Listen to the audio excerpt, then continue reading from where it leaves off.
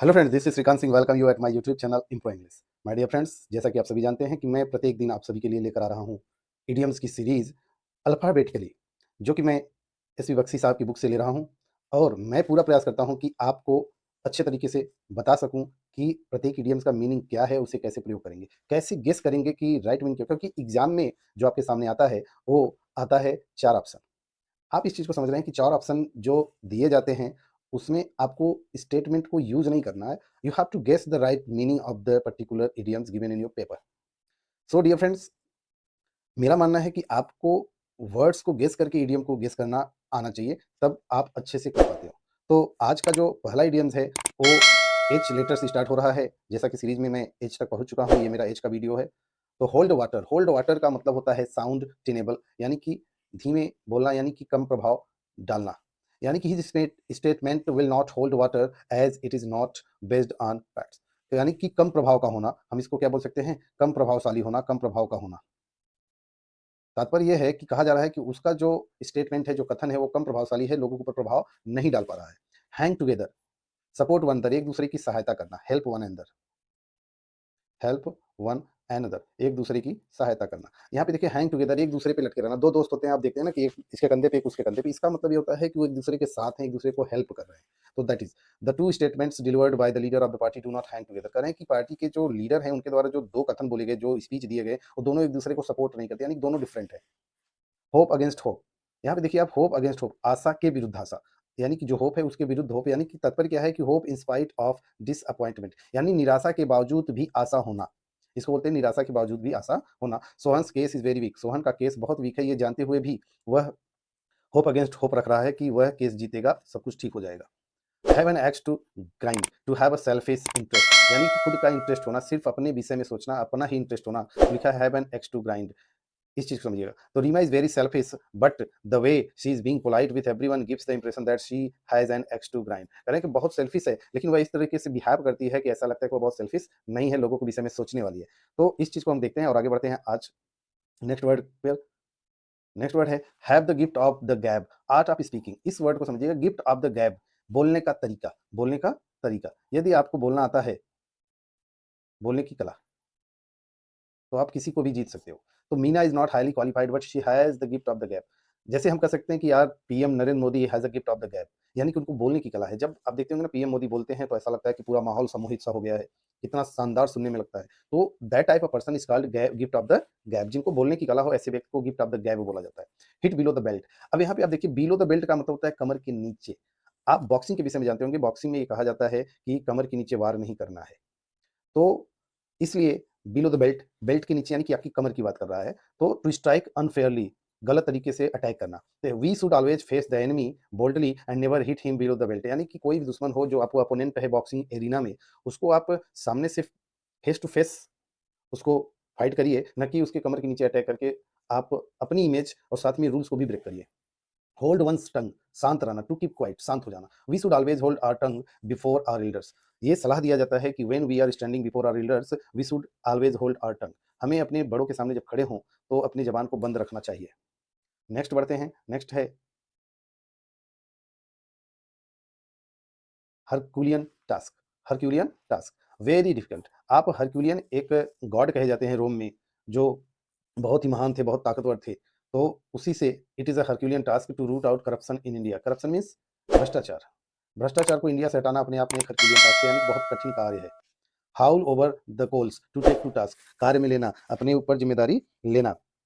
तो उसको बोलते हैं कि ज्या जब आप किसी गलत काम के लिए अपने ऊपर जिम्मेदारी लेते हो तो आपको डांट भी पड़ती है, ये समझते हैं। तो she was hauled over the coals का मतलब होता है डांट पड़ना। She was scolded, who is scolding her parents for her misconduct. Misconduct मतलब गलत व्यवहार की वजह से उसे डांट सुनना पड़ता है। नेक्स्ट वर्ड है have one's finger in everyone's pie, यानी कि किसी के भी मामले में टांग अड़ा देना। मजेदार वर्ड है have one's fingers in everyone's pie, यानी कि किसी की भी कचौड़ी हो, पाई मींस स्पेशली कचौड़ी या समोसा बोला जाता है, तो उसमें उंगली डाल के चेक करना मतलब क्या हुआ? आप अपना खाओ ना यार, दूसरे का चक्कर में क्यों पड़े हो? तो तात्पर्य है कि हर मामले में किसी का भी मामला उसमें टांग अड़ा देना। ऐसे लोग बहुत से आपको समाज में मिल जाते हैं जो अपना कम और दूसरे को ज़्यादा देखते हैं, दूसरे को ज़्यादा परेशान करते हैं। तो ऐसे लोगों से सावधान रहना है, इनको दूर रखना है। तो कहा जा रहा है कि have one's finger in everyone's pie, यानी कि हर चीज़ में टाँग अड़ाना या हर चीज़ में हिस्सा लेना, पार्टिसिपेट करना सही नहीं होता। My best friend likes to have her finger in everyone's pie as she is in the habit of meddling with the affairs of others. कह रहे हैं कि दूसरे के मामले में टाँग अड़ाती रहती है। Halcyon days का मतलब होता है peaceful days, tranquil days. The days we spend in our school life और not halcyon days of our life. कह रहे हैं कि जो हम अपने जीवन में अपने स्कूल का दिन बिताए थे, वो अपने आप में एक halcyon डेज कहा जाता है। उसे halcyon डेज कहते हैं, बहुत ही खूबसूरत होता है, बहुत ही मजेदार होता है। Have an iron will, strong will, मजबूत दृढ़ दृढ़ इच्छा शक्ति होना, दृढ़ इच्छा होना, या इसी बोलते हैं दृढ़ इच्छा शक्ति होना, दृढ़ इच्छा शक्ति होना। तो if we have to live among the mean and selfish people, we must have an iron will. कह रहे हैं कि यदि हम सेल्फिश लोगों के बीच में रह रहे हैं तो हमें एक मजबूत दृढ़ इच्छा शक्ति चाहिए, मजबूत इच्छा शक्ति चाहिए, ताकि हम उनके बीच में रह सके। क्योंकि ऐसे लोगों के बीच में सर्वाइव करने के लिए कमजोर इच्छा शक्ति वाला, जो नैरो माइंडेड हो, कमजोर इच्छा शक्ति वाला, वो ऐसे लोगों के बीच सर्वाइव नहीं कर सकता। It is impossible to survive among them. Hold out an olive branch. कह रहे हैं ओलिव ब्रांच ऑफर पीस, किसी को शांति का प्रस्ताव देना। इस चीज को आप समझते हैं, किसी को शांति का प्रस्ताव देना। The terrorist are not prepare to hold out an olive branch to the government of India. Actually जो टेररिस्ट थे, गवर्नमेंट ऑफ इंडिया का जो प्रपोजल था, शांति प्रस्ताव था कि भाई आप लौट जाओ, अटैक ना करो, सरेंडर कर दो, तो इन सब चीजों को टेररिस्ट नहीं माने। और नॉट प्रिपेयर्ड मतलब तैयार नहीं हुए। हैंकी पैंकी का मतलब होता है जगलरी। तात्पर्य क्या है कि किसी भी चीज को सही तरीके से ना करना, उसमें गलत तरीके से प्रयोग करना, गलत तरीके से प्रस्तुत करना। None of this hanky panky, tell me the truth. कोई इधर उधर की बात मत करो, सत्य बताओ। हैंकी पैंकी का मतलब होता है बहकाना, या हम इसको बहकाना भी कर सकते हैं, यानी बहानेबाजी करना। नेक्स्ट वर्ड देखते हैं। नेक्स्ट इडियम्स कौन सा है? नेक्स्ट इडियम 15 नंबर का है, हैव फिट ऑफ क्ले। अब आप जानते हैं बरसात की सीजन कहीं जाते हैं, मिट्टी पैरों में लग जाती है, तो जहां जहां आप जाते हो अपने निशान छोड़ देते हो। तात्पर्य है कि अगर कोई गलत किए हो तो आप कुछ न कुछ पॉइंट्स छोड़ते हो, उस पॉइंट के बेस पर पुलिस आपको सर्च करती है, आपको पकड़ती है। तो यहाँ पे वही चीज कहा जा रहा है, हैव फिट ऑफ क्ले का मतलब सबूत देना, फुल ऑफ फॉल्स, गलतियों से भरा हुआ। The CBI inquiry has revealed that many ministers have feet of clay. जब सीबीआई ने इंक्वायरी करना शुरू किया तो उसने पाया कि बहुत से मिनिस्टर ऐसे हैं जो भ्रष्टाचार में लिप्त हैं, यानी कि उनके विषय में बहुत सी गलत चीजें हैं, जो गलत चीजें वो कर रहे हैं, सब रिवील हो रहा है, सब खुल रहा है, ओपन हो रहा है। हार्ट एंड सोल मतलब डिवोटेडली, पूर्ण समर्पण से, पूरी तरह से, पूरी तरीके से या तरह से, समर्पण से। तो he took part in the annual function heart and soul. वह एनुअल फंक्शन में पूरे तरीके से, पूरे समर्पण भाव से भाग लिया। हार्ड एंड फास्ट का मतलब होता है स्ट्रिक्ट। कहते हैं कि his the rules of this school is very hard and fast. कहते हैं कि no hard and fast rule is let down about being regular in the college. College में आने के लिए कोई हार्ड एंड फास्ट रूल नहीं था। हैंग फायर का मतलब रिमेन अनसॉल्व्ड, जो सॉल्व न हुआ हो, जो सॉल्व न हुआ हो, यानी कि अनुत्तरित हो। Kashmir problem has been hanging fire for many years, कई वर्षों से लटका हुआ है, यानी कि जिसका मामला सुलझ ही ना रहा हो। रिमेन अनसॉल्व्ड मतलब जो ना सुलझने वाला हो, उलझा हुआ हम कह सकते हैं। नेक्स्ट है high and dry, a difficult situation, एक कठिन परिस्थिति, कठिन परिस्थिति, उसको बोलते हैं high and dry. He was left high and dry by his business partners, अपने बिजनेस पार्टनर से वो एक कठिन परिस्थिति में गुजर रहा है। नेक्स्ट वर्ड है hit the nail on the head. Hit the nail on the head, to do the right thing at the right time, यानी कि सही समय पर सही कार्य करना, सही समय पर सही कार्य करना, सही कार्य करना। तो इसको बोलते हैं hit the nail on the head. He hit the nail on the head by resigning his job. वह सही समय पे सही काम करने, मतलब कि जब समय आया तो उसने अपने जॉब से रिजाइन कर दिया, वह hit the nail on the head कर दिया। ऑप्शन चॉइस का मतलब होता है नो अल्टरनेटिव, कोई विकल्प ना होना। ऑप्शन चॉइस मतलब कोई विकल्प ना होना, यानी कि बिना विकल्प के। The employees in the private sector have option choice. यानी प्राइवेट सेक्टर में काम करने वाले जो एम्प्लॉइज होते हैं ना, उनके पास कोई ऑप्शन नहीं होता, वो बस करते हैं। उनके पास ऑप्शन नहीं होता कि मैं ये नहीं करूंगा, ये चूज करूंगा, ऐसे करूंगा, ऐसे करूंगा, कुछ भी नहीं। They have to do only work. Next word पढ़ते हैं, 22 नंबर का वर्ड है। अब देखिए, have too many irons in the fire, doing many things at a time. बहुत से लोग होते हैं एक ही समय में कई काम करते हैं। आप देखते होंगे कि कोई कॉन्ट्रैक्टर है, कॉन्ट्रैक्ट का भी काम करता है, खेती का भी काम करता है, किसी और चीज़ का, कोई टीचर हो टीचिंग कर रहा है, कहीं बिज़नेस में शेयर मार्केट में लगा हुआ है, कहीं कोई बिज़नेस कर रहा है। तो एक व्यक्ति एक ही समय पे कई काम करने वाला जो व्यक्ति होता है, उसे कहा जाता है have too many irons in the fire. तो आग में बहुत से आयरन्स डालना, तात्पर्य क्या है कि बहुत से काम एक साथ में करते रहना। होल्ड इन अबेयंस, पोस्टपोन करना। अबेयंस पोस्टपोन करना, इस चीज़ को आपको देखना है। अबेयंस का मतलब होता है ठहराव, stay.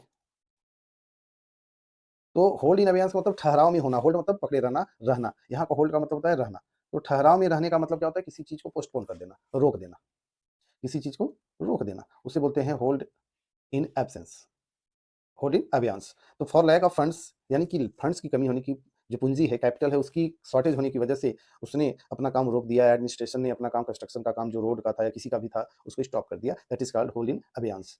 High and mighty, proud person, जो गर्वीला पर्सन होता है, घमंडी होता है, एरोगेंट टाइप का पर्सन होता है, उसे high and pride, high and might बोला जाता है। The high and mighty forget that everything in the world is transient. Transient का मतलब होता है मोमेंटम, यानी क्षणिक, जिसको हम बोलते हैं, यानी कि लंबे समय तक न रहने वाला, क्षणिक होता है। Hard nosed attitude, hard nosed attitude मतलब एग्रेसिव, आक्रामक, यानी कि बहुत ही लड़ाकू, जिसको हम कह सकते हैं। I don't know why my teacher always has a hard nosed attitude towards me.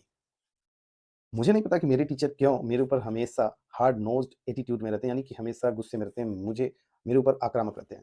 Hold in leash, to restrain, रोकना। As a responsible leader of a party you must hold criticism of party workers in leash. Leash में तो होता है रोकना, stop करना। तो यहाँ पे आप देखिए, लेस मीन्स होता है स्टॉप करना या रोकना। तो होल्ड इन लेस का मतलब रोक में रखना, रोक में रखना, रोक को पकड़ के रखना। यानी कि कोई भी लीडर हो तो ये उनकी रिस्पॉन्सिबिलिटी हो जाती है कि जो और उनके कार्यकर्ता हो, वो कुछ भी अनाप शनाप किसी को ना बकते रहें, उस पर कंट्रोल करना पड़ता है। हेड एंड शोल्डर्स सुपेरियर्स, यानी कि जो अपने आप को उच्च हो उसे हेड एंड शोल्डर बोलते हैं। Shri Atal Bihari Vajpayee is head and shoulders above his predecessors. Predecessor का मतलब होता है जो उनके पहले हो चुके थे उनके लिए। प्रेडिसेसर और सक्सेसर वर्ड भी होता है, तो इस चीज को आपको देखना है। सक्सेसर्स, सक्सेसर मतलब आने वाले, और प्रेडिसेसर मतलब जो पहले थे। तो माय डियर फ्रेंड्स, उम्मीद है आज का ये वर्ड्स आपको समझ में आ रहा होगा। आगे बढ़ते हैं और देखते हैं और जो कुछ वर्ड्स हैं, ताकि आपकी तैयारी अच्छी हो सके, आप इसको समझ सकें। नेक्स्ट वर्ड है hold brief, to defend someone, किसी का बचाव करना, किसी का बचाव करना। It is very proper for parents to hold a brief for their children who are in the wrong. कह रहे हैं कि आजकल का जो जनरेशन है, इस समय आप देख रहे होंगे बहुत से पेरेंट्स ऐसे हैं जो अपने बच्चे की गलतियों को ढकते हैं, उन्हें डिस्क्लोज नहीं करते, उनको क्लोज करके रखते हैं। इसकी वजह से आगे जाकर वो बच्चा बिगड़ जाता है, गलतियाँ करता है, तो सिर्फ रिमोर्स और रिपेंटेंस बचता है पेरेंट्स के पास, और कुछ भी नहीं। तो इसलिए कहा जाता है hold a brief to defend someone, यानी कि बचाव ना करो। It is very necessary not to hold a brief, यानी अब बहुत ज़रूरी हो गया कि अब वह किसी को बचाव ना करें। Hush money, hush money means होता है ब्राइब, रिश्वत। He manage to escape punishment by paying hush money. Hold at bay to prevent enemy from coming. दुश्मन को आने से रोकना, दुश्मन को आने से रोकना। तो to prevent enemy from coming, दुश्मन को पास आने से रोकना। पुराने समय में आप देखते थे कि युद्ध शुरू होती थी तो लोगों का पहला टारगेट होता था, जो किंग्स होते थे, कि दुश्मनों को अपनी सीमा से बाहर रोको, अंदर ना आने दो। Maharana Pratap could not hold the Mughal army at bay for long. Hit the jackpot, unexpected success, यानी कि अप्रत्याशित सफलता, जिसकी कल्पना न की गई हो, और ऐसी सफलता मिल जाए तो उसे बोलते हैं हिट द जैक पॉट, अप्रत्याशित सफलता। He hit the jackpot by investing his money in shares. वह अपनी मनी को शेयर्स में लगाकर एकाएक सफल हो गया, जिसकी उसको कल्पना नहीं थी, इमेजिनेशन नहीं थी, वह उतना अच्छा सफल कर गया, उतनी अच्छी इनकम गेन कर गया। हेल्टर स्केल्टर मतलब हियर एंड दियर, यहाँ वहाँ। When the police arrived the writers rain helter skeletal, जब पुलिस पहुंची तो जो दंगे करने वाले थे वो यहाँ से वहाँ भागने लगे।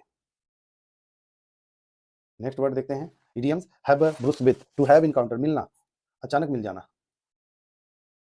किसी से मिल जाना, उसको बोलते हैं have a brush with. Our principal had a brush with the vice chancellor over the appointment of a lecturer. कह रहे हैं कि लेक्चरर के अपॉइंटमेंट को लेकर हमारे प्रिंसिपल वाइस चांसलर से मिले। हॉर्नेट्स नेस्ट, हॉर्नेट्स एक बर्ड है, हॉर्नेट रेज कंट्रोवर्सी, यानी कि विवाद उठाना, विवाद उठाना, विरोध करना। The speaker is tired of hornet's nest by referring to impending changes in the rules. Hold somebody to ransom, to demand concession by making someone captive, किसी को कैप्टिव बनाकर, अपहरण करके पैसा की डिमांड करना, पैसे की डिमांड करना, इसे बोलते हैं hold somebody to ransom. Ransom का मतलब भी होता है फिरौती, इसको भी बोलते हैं फिरौती। तो आप इसको देख सकते हैं, फिरौती की मांग करना, रैंसम की मांग करना। Hold somebody, okay, hole and corner मतलब सीक्रेट, रहस्य, मिस्ट्री। कह रहे हैं I have come to know, मुझे जानकारी हो चुकी है, of your hole and corner, आपके सीक्रेट की, method of dealing with people, लोगों से किस तरीके से डील करते हो, उस सीक्रेट की मुझे जानकारी हो चुकी है।